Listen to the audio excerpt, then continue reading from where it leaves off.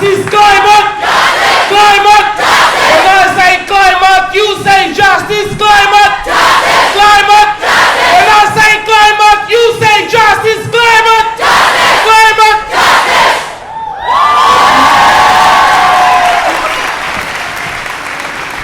I'm very pleased to be able to participate in this climate rally. This rally shows that the citizens in Denmark care about the problems of climate crisis. So congratulations to you. My name is Boa and Dominic. I come from Mozambique and I work with AIDC in South Africa. In northern countries such as Denmark, it's common to talk about climate change as a phenomenon of the future. Children and young people in this part of the world are rightly concerned about the future and are calling on their politicians to act now to prevent a climate catastrophe. I have to tell you today that climate catastrophe is already a reality in the south. My region, Southern Africa, is already severely affected by climate change and is experiencing a deep climate crisis. You all know that nature can no longer withstand the levels of ecological destruction caused by extractivism, whose consequences are seen in rising temperatures and the various climate shocks that are devastating the world. Therefore, we need to intensify the pressure to force a paradigm change in this world's economy to move away from fossil fuels.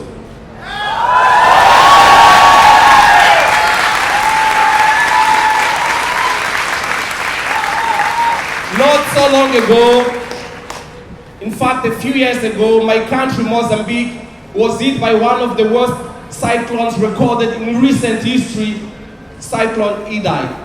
A few weeks later, another cyclone hit the northern region of my country, Cyclone Kenneth. For the first time in recording history, two strong tropical cyclones hit the country in the same season of the year. Both cyclones took nearly 1,000 lives, 100 missing, and more than 1,000 injured. At least 2.5 million people, including 1.4 million children, were in urgent need of humanitarian assistance for healthcare, nutrition, shelter, education, water, and sanitation. A whole city of Beira was destroyed. More than 250,000 houses were destroyed. Almost 160,000 people were displaced, and more than 700,000 hectares of food crops were damaged and lost. The current ecological crisis is a natural tendency in capitalism, but capitalism develops in an uneven and combined way in which some zones must be sacrificed in order to bring prosperity to other zones, the sacrificed zones. Like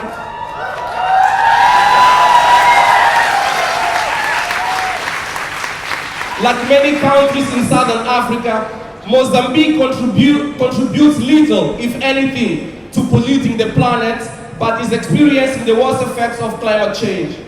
Mozambique has no large industry, has general low consumption levels. Many in my country do not or cannot afford buying cars, and many go to bed hungry, while in the north, as here in Denmark, there is overproduction and overconsumption of cars, machines, energy, and so on. The devastating consequences of which are felt by people in the south, as in my country, not only through hurricanes, but also through droughts, floods, lack of public service, irregular health facilities, and so on and so forth. To me, this represents a great climate injustice to the south. I'm not here to beg you, but I think Denmark can do a lot for climate justice in the south and in Mozambique.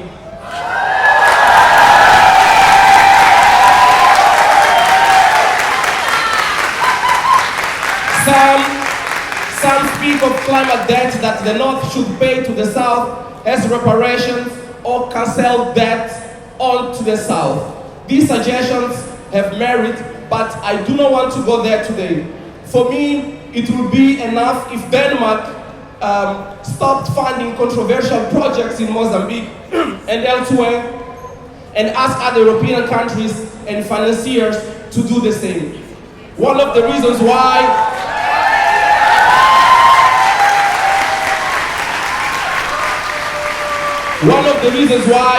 Mozambique is an economic crisis that does not allow us to mitigate the effects of climate change is because we are up to our necks in debt. I want you to know that 6 Danish financial institutions and pension funds are among the creditors of controversial loans guaranteed by the Mozambican state. Denmark you can withdraw your participation in those controversial projects.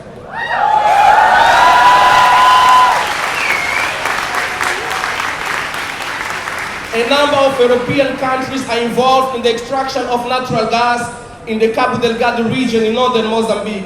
These gas projects are causing environmental destruction, displacement of thousands of people, and creating poverty.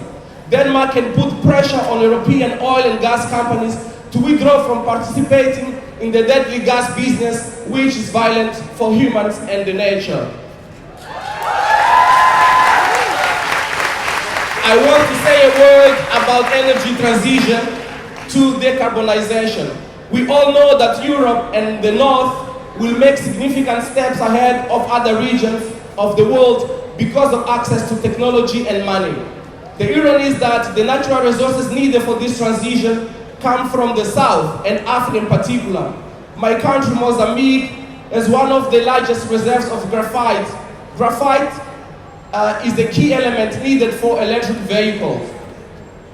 I can tell you now that the extraction of these minerals needed for the energy transition will be at the expense of thousands of people in these countries who will lose their land, their livelihoods, and their peace. I urge all of you, especially the leadership of this country, to begin this transition with justice and fairness to the South. And these can only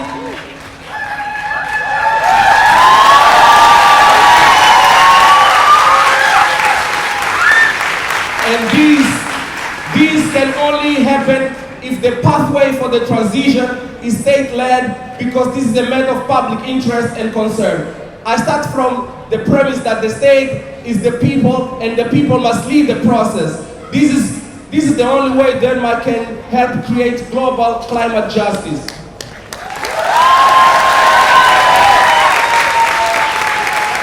And thank you for listening to me. Amanda! You say away too! You say away too! Amanda! Away too! Amanda! Away too! Amanda! Away too! Forward the struggle of the people for climate justice, forward!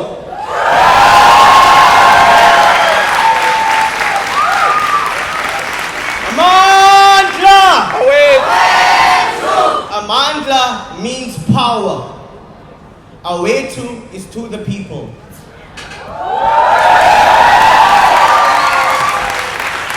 I want to start by saying system change, to which you know the response, not climate change.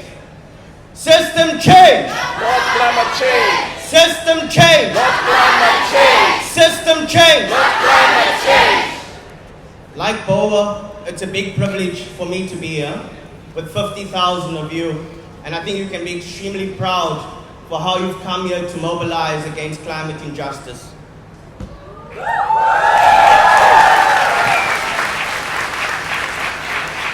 The struggle for climate justice is more important now than ever before. We are facing a ticking time bomb. The science says we have less than a decade to resolve the problem, or we face unprecedented levels of climate disasters in terms of frequency and scale. In the past month alone, we have seen increasing occurrences of climate disasters, including major floods in Pakistan, Nigeria, and Australia. The implications are dire. In Pakistan, it is estimated that a farmland bigger than the Czech Republic is underwater and flooded. More than 33 million people have been negatively impacted. In Nigeria, 600 people's lives were lost and 1.3 million people were displaced. Besides the death and displacement of people, climate disasters have a snowball effect. The more frequent and intense these disasters unfold, the greater the costs, including food insecurity, greater levels of migrancy, and increased loss of livelihoods. It is the people of the global south who will be disproportionately impacted, as the temperatures rise to higher levels in a context where there's already extreme levels of temperature. Socioeconomic inequalities are deep and structural, and there's a lack of infrastructure required to mitigate and ameliorate against the destruction that will be caused by the unfolding ecological crisis.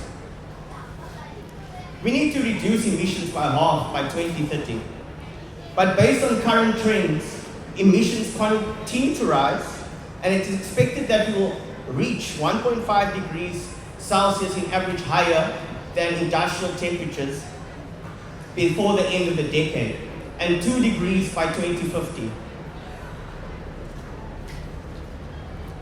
In spite of everyone, or almost everyone, recognizing and acknowledging the threat of the climate catastrophe and the limited time we have to address it, we are not getting any closer to resolving it.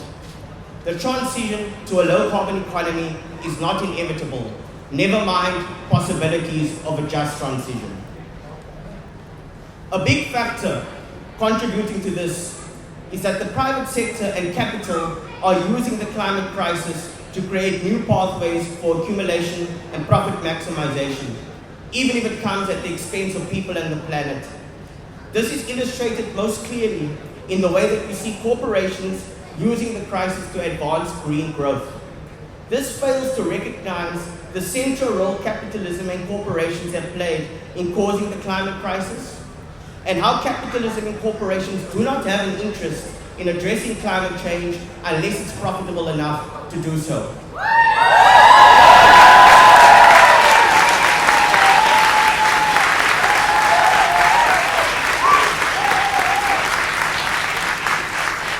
We need system change to deal with the climate crisis.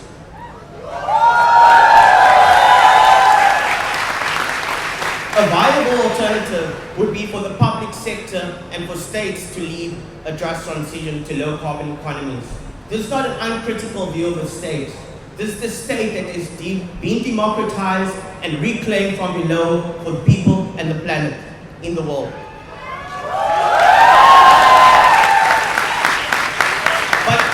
But in the South, we really need a deep just transition that goes beyond decarbonizing our energy systems. This is because decarbonizing our energy systems is not enough. We need to bring into question the way we produce and consume in society. This includes redistributing land and agrarian reform in the way that Nana was speaking about. We need to shift from large-scale industrial agriculture that contributes immensely to global greenhouse gas emissions to small-scale agroecology. We need more public transport, not electric vehicles.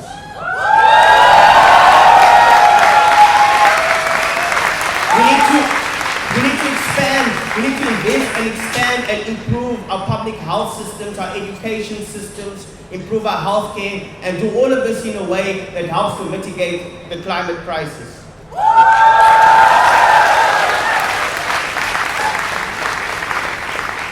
This would require a lot of resources, financial resources and otherwise.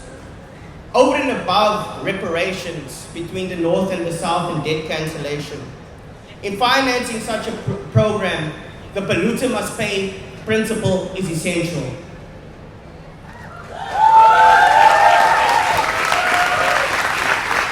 Another important principle is that we must tax the rich.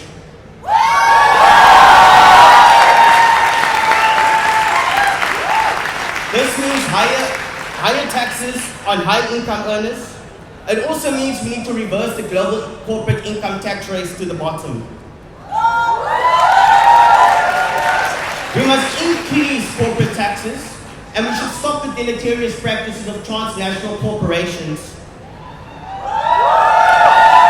that results not only in ecological destruction, humanitarian crises, but it also means that huge amounts of money and resources is shifted out of the South to be placed in tax havens like Luxembourg, Switzerland, Netherlands, and others.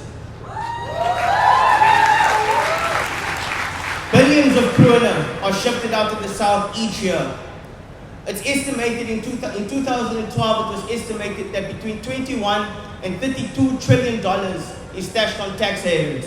And this grows by $500 billion each year. This is the money that can be used to finance a deep, just transition that meets the needs of the people and the planet.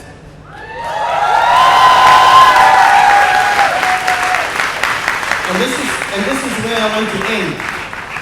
None of this can happen without building people's power that brings together climate justice activists, youth, trade union formations, indigenous movements, anti-extractivist movements, anti-patriarchal and anti-racist movements to contest the power of capital and the political elite.